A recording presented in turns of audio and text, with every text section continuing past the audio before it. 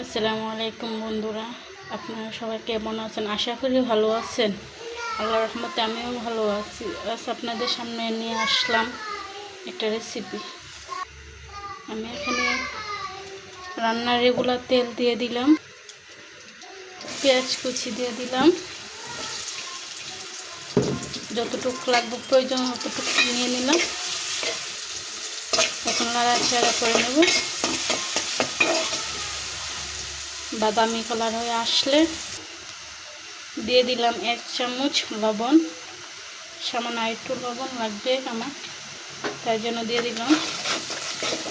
নাড়াচাড়া করে নেব। মশলাটা যেন পুড়ে না যায় তার জন্য অল্প পরিমাণ পানি দিয়ে দিলাম। হলুদের গুঁড়ো, ধনিয়ার গুঁড়ো, মরিচের গুঁড়ো 2 চামচ দিয়ে দিলাম। নাড়াচাড়া করে নেব। খুব সুন্দর একটা কালার এসেছে। এখন দিয়ে দেব উড়ি। জানি না কেমন লাগবে, ফ্রিজও ছিল তাই জন্য কেমন লাগবে রান্না করতে। তার সঙ্গে কিছুটা আলু,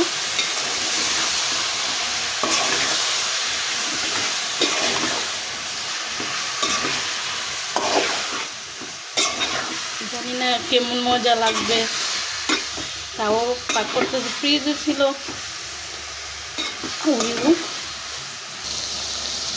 দিয়ে দিলাম একটা টমেটো,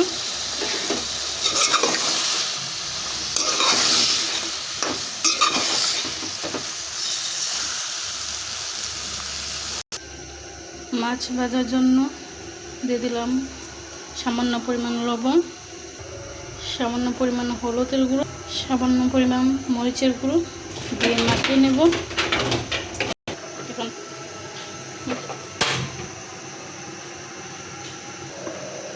তেল দিয়ে নেব সামান্য পরিমাণ। এইদিকে আমার এটা কষানো হয়ে গেছে।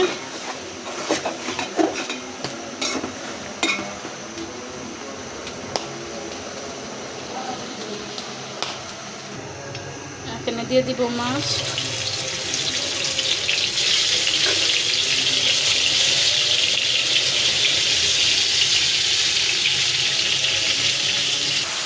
পরিমাণ মতো পানি অ্যাড করে নেব।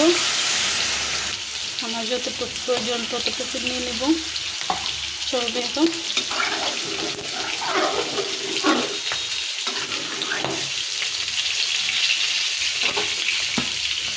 মধ্যে ভরে দেবো। এদিকে মাছ বসিয়েছি।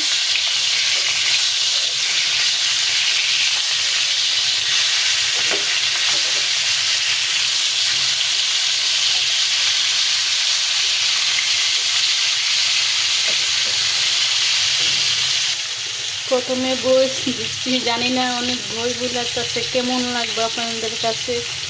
ভুল ত্রুটি থাকলে ক্ষমা করে দিয়ে। অনেক ভুল লাগতেছে ভিতরে, তাও ট্রাই করতেছি।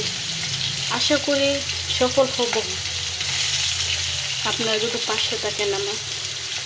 ভুল ত্রুটি হলে ক্ষমা দৃষ্টিকে দেখবেন আমাকে। আমার মাছগুলো বাজা হয়ে গেছে, নামিয়ে নেব। অনেকগুলো কাঁচামরিচ দিয়ে দেব।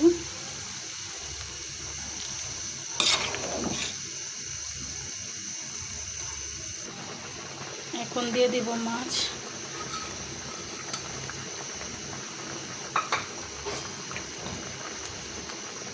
দিয়ে দিলাম মাছ।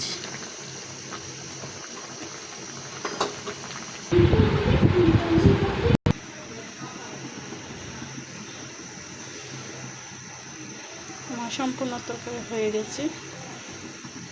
আসসালামু আলাইকুম।